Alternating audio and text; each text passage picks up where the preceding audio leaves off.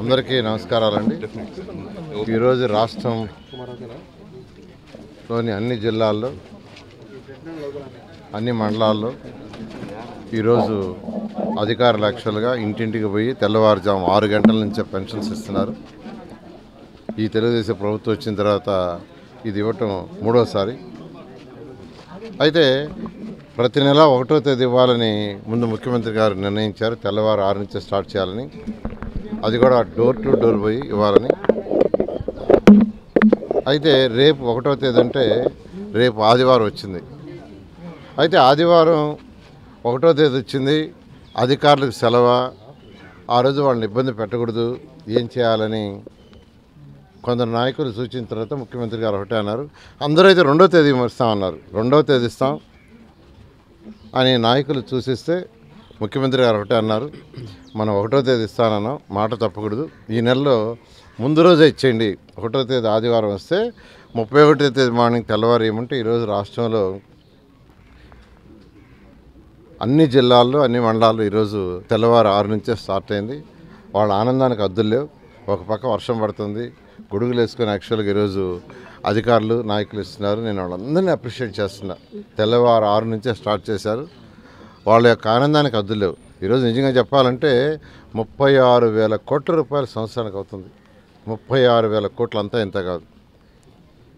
లోటు బడ్జెట్, డబ్బులు లేవు, ఖజానా ఖాళీ, ఖజానా పూర్తిగా ఖాళీ. కేంద్ర ప్రభుత్వం ఇచ్చిన డబ్బులు కూడా గత ప్రభుత్వం రకరకాలుగా డైవర్ట్ చేసింది. ఉదాహరణకి మున్సిపల్ శాఖ, నా శాఖలో గత సంవత్సరం అంటే 2023-24 సంవత్సరానికి గాను మొదటి 6 నెలలకి మార్చి నుంచి సెప్టెంబర్ దాకా 454 కోట్లు ఇచ్చి అది మున్సిపాలిటీస్కి ఇవ్వమంటే దాన్ని కూడా వాడేశారు. ఎట్లా వాడేశారో కూడా తెలియదు. అవి మున్సిపాలిటీస్కి, లోకల్ బాడీస్కి కేంద్ర ప్రభుత్వం ఇచ్చేది. మనకు రావాల్సిన ఈ జిఎస్టీ వాటిలో రావాల్సిన 43% రేషియోలో లోకల్ బాడీస్కి ఇస్తారు.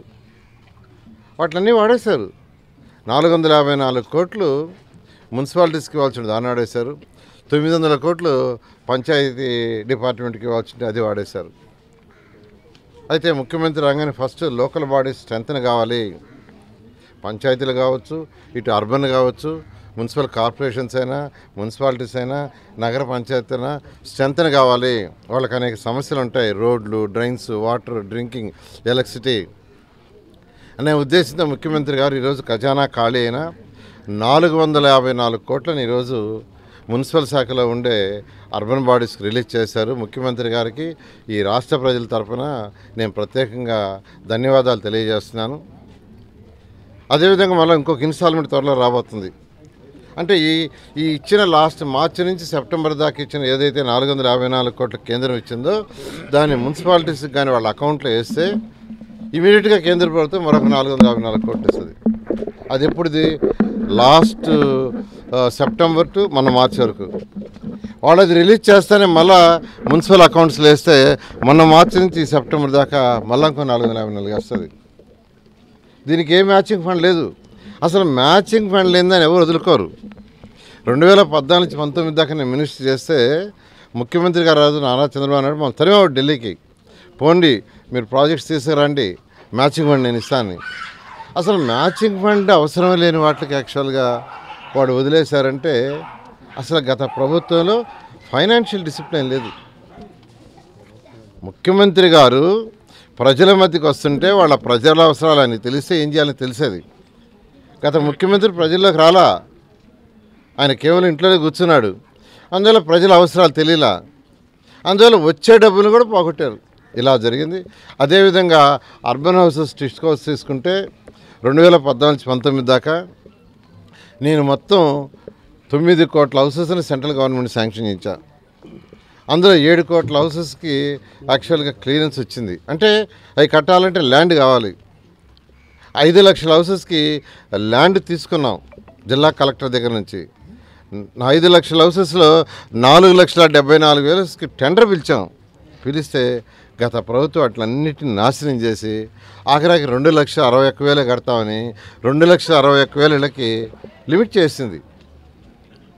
నేను తెచ్చింది 9 లక్షలు తెచ్చి 7 లక్షలకి ప్లాన్ చేసి సైట్స్ చూడమని, అందులో 5 లక్షలకి 4,74,000 టెండర్ కూడా ఇచ్చేసాం.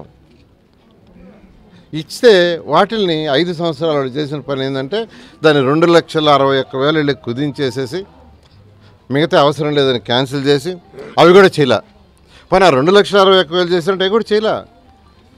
మేమేదైతే పూర్తి చేసినామో అవే 2014-19 దాకా ఇలా గత ప్రభుత్వం అన్ని వ్యవస్థల్ని సర్వనాశనం చేసింది. పరిపాలన తెలియక గత ముఖ్యమంత్రి ఒక యుగోతో ఎవరిని అరెస్ట్ చేస్తామా, ఎప్పుడు జైల్లో పెడతామా, ఎవరిని ఏం చేస్తామని ఆలోచన తప్పితే సపరిపాలన అంటే పేదలు నిరుపేదలకు సంక్షేమ పథకాలు చేయాలి, అదేవిధంగా యువతను దృష్టిలో పెట్టుకొని డెవలప్మెంట్ చేయాలి. రెండు పోయినాయి. అయితే ఈరోజు మా ముఖ్యమంత్రి నారా చంద్రబాబు నాయుడు గారు రాగానే సంక్షేమానికి పెద్దపీట ఇస్తూ అదేవిధంగా యువతను దృష్టిలో పెట్టుకొని ముందుకు తీసుకుపోవటం చేశారు.